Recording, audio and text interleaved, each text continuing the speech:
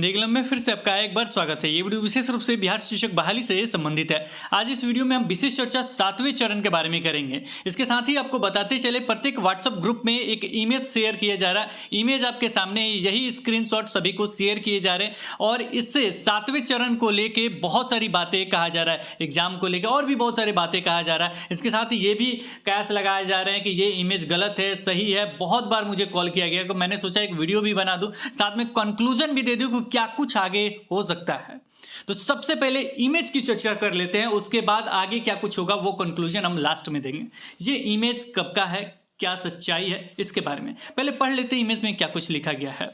इसमें लिखा गया 7वें चरण से शिक्षकों की बहाली के लिए शिक्षा विभाग एक रिक्रूटमेंट बोर्ड बनाएगा, जिसमें पंचायत या प्रखंड स्तर के किसी जनप्रतिनिधि की कोई भूमिका नहीं होगी। यानी एक तरह से कहा जाए ऑनलाइन प्रक्रिया होगी। ये इन्होंने लिखा भी है, तमाम प्रक्रिया ऑनलाइन होगी, अभ्यर्थियों को भी कोई परेशानी नहीं होगी और फर्जीवाड़े की शिकायत भी नहीं होगी। अभी इस पर विचार चल रहा है। यह भी संभव है कि शिक्षकों की बहाली प्रतियोगी परीक्षा के लिए के जरिए की जाए। संजय कुमार, अपर मुख्य सचिव शिक्षा विभाग। क्या ये जो इमेज है क्या गलत है? प्रश्न पहला ये बनता है। अगर सही है तो क्या आज के न्यूज़पेपर का कटिंग है?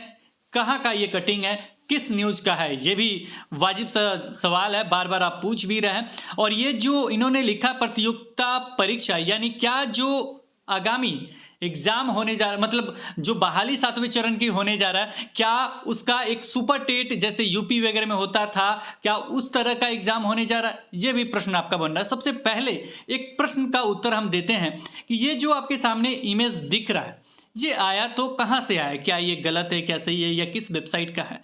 चलिए इस पे एक नज़र डालते हैं, उसके बाद बातचीत आगे बढ़ाएंगे। अब हम उस वेबसाइट पे आ गए हैं जहां से ये न्यूज़ लिया गया है। वेबसाइट है etvbharat.com।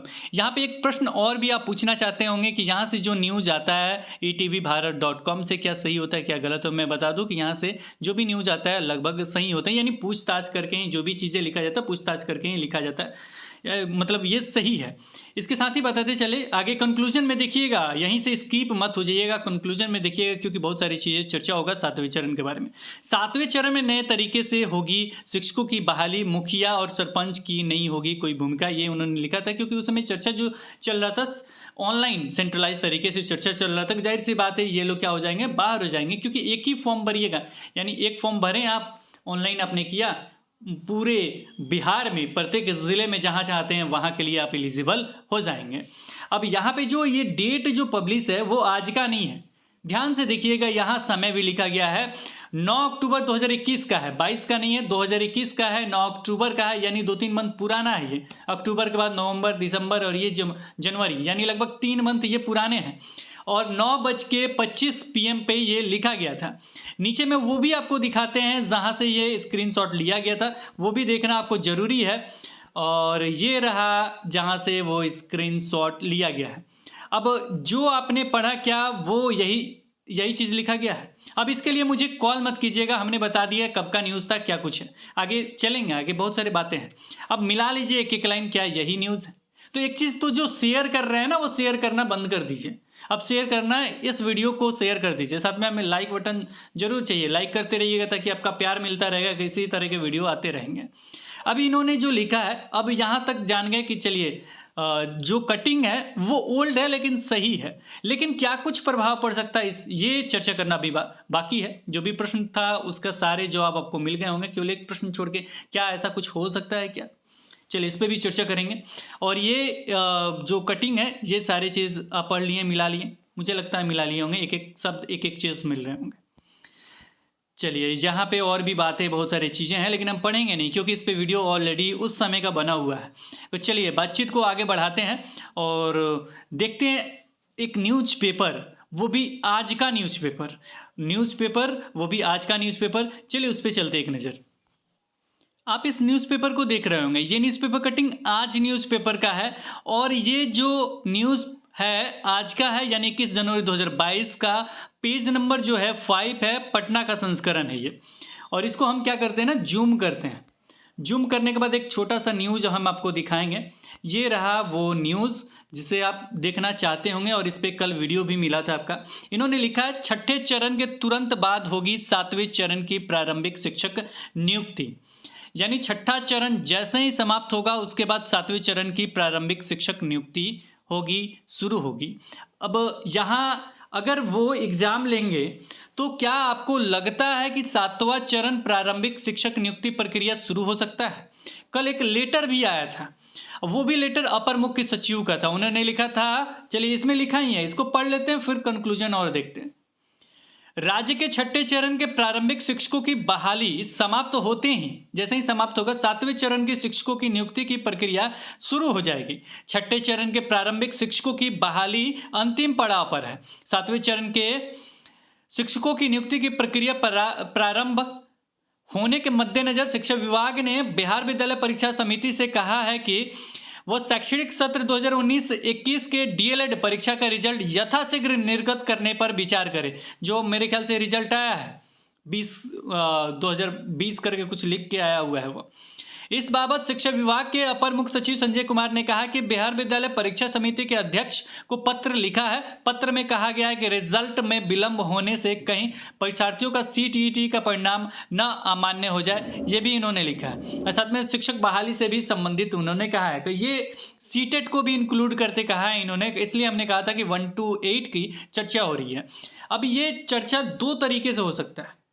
अब ये भी कंक्लूजन सुन लीजिए, दो तरीके, अगर 7वें चरण में जा रहे हैं तो ये भी सुन लीजिए।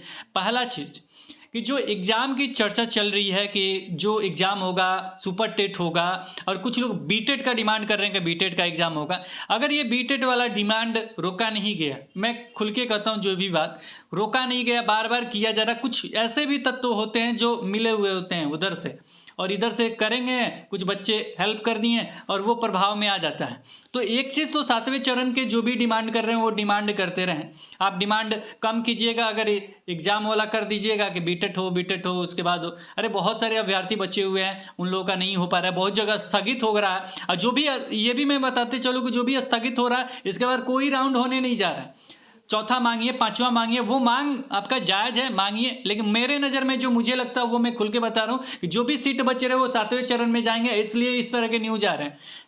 7वां चरण इतना आसानी से नहीं स्टार्ट होगा। वैसे उन्होंने लिखा है कि जो हमने स्क्रीनशॉट एक दिखाया था आप सभी को, जिसमें लिखा है कि अप्रैल जल्द से जल्द स्टार्ट होगा और अप्रैल मंथ में स्टार्ट हो सकता है।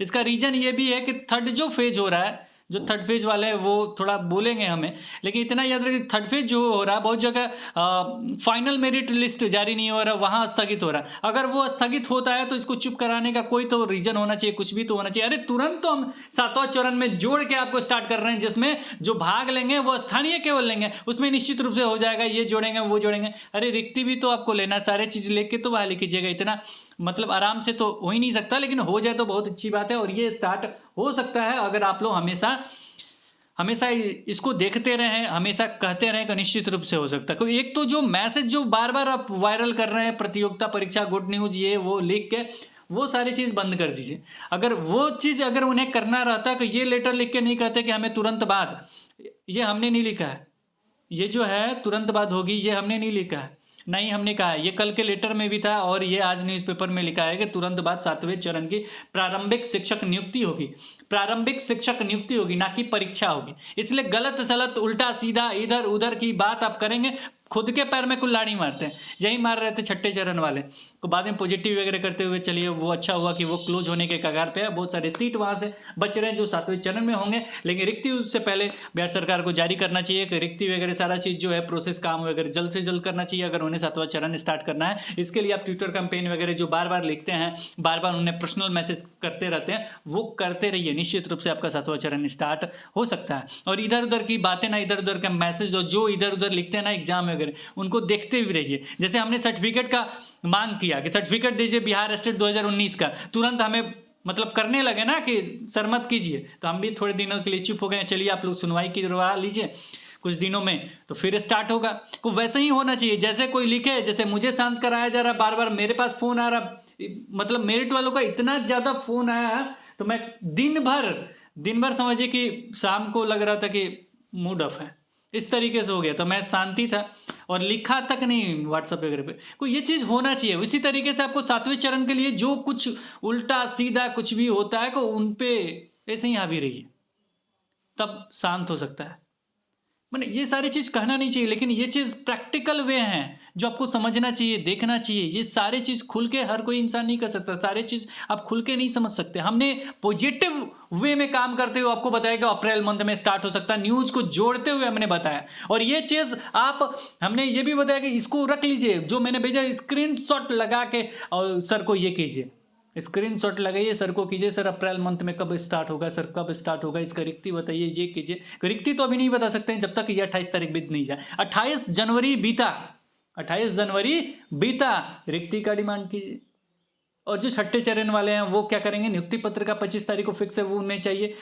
सर को थोड़ा सा थैंक्स वगैरह करते रहिएगा, ये सारी चीज़ वो तो होते रहता है, लेकिन करते रहिएगा, निश्चित रूप से आपको नियुक्ति पत्र मिल जाएगा। 7वें चरण आपका अप्रैल में स्टार्ट हो सकता है और इससे संबंधित जो भी अपडेट वगैरह है, मतलब जो भी रिक्ति वगैरह है, वो सारे नोटिफिकेशन वगैरह है, वो सारी चीज़ आ सकते हैं।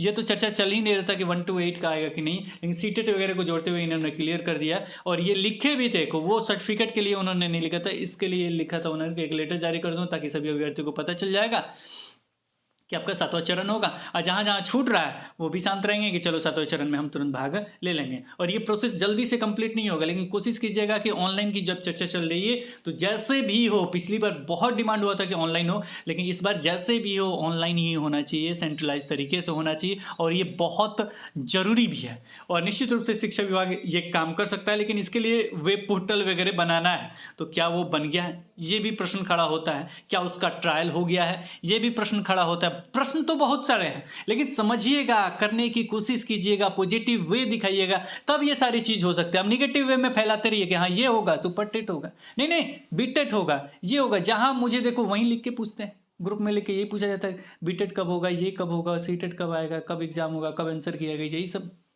तो देखिए इसका उत्तर तो मैं कभी दे देता हूँ, कभी नहीं भी देता हूँ। को ये चीज़ है कि आप लोग इसे हैंडल करें, जितने पास हैं अगर वो अभ्यर्थी चाहते हैं निश्चित रूप से शिक्षक बहाली में। अब यहाँ पे एक और क्वेश्चन ये था सभी का जो सुन रहे हैं 7वें चरण के लिए, जो अभी एग्जाम दिए हुए हैं, क्या उनका हो सकता है? निश्चित रूप से हो सकता है, अगर उनका नोटिफिकेशन से पहले रिजल्ट आ जाए। जिनका भी नोटिफिकेशन से पहले सीटेट वगैरह का रिजल्ट आ जाता है उनका होगा कि निश्चित रूप से फरवरी में आपका रिजल्ट वगैरह आ जाएगा। आंसर की निश्चित रूप से आपका कुछ दिनों में, यानी फरवरी के फर्स्ट वीक वगैरह सेकंड वीक के लगभग में निश्चित रूप से आ जाएगा। उसके बाद मिलाइए, उसके बाद कुछ दिनों में रिजल्ट हो जाएगा। फरवरी मास तक निश्चित रूप से आपका सारा काम खत्म, और क्या करेंगे उसके बाद अप्लाई करना शुरू कर सकते हैं। तो ये जो प्रक्रिया है, अगर इस पर आप ध्यान से अच्छे तरीके से करेंगे तो निश्चित रूप से हो जाएगा। और इसमें जो फॉलो होगा नियमावली 2020 फॉलो होगा। नियमावली 2020 में मेरिट लिस्ट वगैरह बनाने का तरीका अलग है, अगर वो कुछ नया चेंज नहीं करते हैं तो। और बहुत अच्छा नियमावली बनाया गया है। जो इसमें चयन नहीं हो पा रहा है, जिनका मैट्रिक इंटर वगैरह में कम है, तो इसमें क्या हो जाएगा ना, ग्रेजुएशन बीएड वगैरह में ज़्यादा है, तो इसमें क्या हो जाएगा, वो अच्छे मार्क्स से अच्छे पोजीशन पे जा सकते हैं। तो ये सारी चीज़ हैं जो आपको देखना चाहिए, ये सारी चीज़ हैं जो आपको करना चाहिए। मुझे विश्वास है कि ये वीडियो शेयर होगा, जो स्क्रीनशॉट हो रहा है वो शेयर नहीं होगा। और पॉजिटिव वे में आप काम करते रहेंगे, और हिंदी क्लब पे क्या करेंगे, सब्सक्राइब करके जुड़े हुए रहेंगे एक एक अपडेट जानने के लिए। फिलहाल इस वीडियो में इसके साथ ही आप लोग जो रद्द वगैरह हुआ है, तो रद्द आपका हो गया तो वहाँ क्या करेंगे, जाके छठे चरण के बारे में चर्चा कर रहे हैं। रद्द वगैरह हो गया तो वहाँ जाके आप जरूर काउंसलिंग करा लें। नियुक्ति पत्र आप ही को लेना है, तो इसलिए क्या करेंगे, मेहनत करेंगे, चारों तरफ देखते रहिए कि मेरा आके नवादा का मैंने बहुत पहले डाल दिया, बार बार व्हाट्सअप पे लिख रहे हैं कि मुझे वहाँ का चाहिए काउंसलिंग शेड्यूल। कितना मैं मैसेज करूँ, कितना रिप्लाई करूँ, आप ही मैसेज नहीं ना करते हैं। आप देखिए जाके, मैं डाल देता हूँ, अगर मुझे मिला तो मैं निश्चित रूप से डाल देता हूँ, कहीं ना कहीं उसका स्क्रीनशॉट वगैरह कुछ भी, एक पेज भी डाल देता हूँ। तो वो सारी चीज़ देखते रहिए। सारा काम एक इंसान से आप लोग खोजिएगा तो नहीं हो पाएगा। फिलहाल जो भी तैयार हैं 7वें चरण के लिए, उनको मैंने बता दिया कि पॉजिटिव वे में काम करते रहिए। इधर उधर की बातें, इधर उधर का न्यूज बिना पढ़े शेयर मत करते रहिए, ना ही देखते रहिए। हिंदी क्लब पे है, सब्सक्राइब कर लीजिए, अपडेट हम आपको पॉजिटिव ही देते रहेंगे। नहीं होगा तो निश्चित रूप से नहीं देंगे, वो अलग फंडा है हिंदी क्लब का, लेकिन होगा तो निश्चित रूप से आपको दिया जाएगा। फिलहाल इस वीडियो में इतना ही, इस उम्मीद के साथ कि आप हमेशा पॉजिटिव रहेंगे और अपनी बहाली के लिए तत्पर कार्य करते रहेंगे। फिर मिलते हैं एक नए वीडियो के साथ, तब तक देखते रहें, बने रहें हिंदी क्लब पे। धन्यवाद, बाय बाय।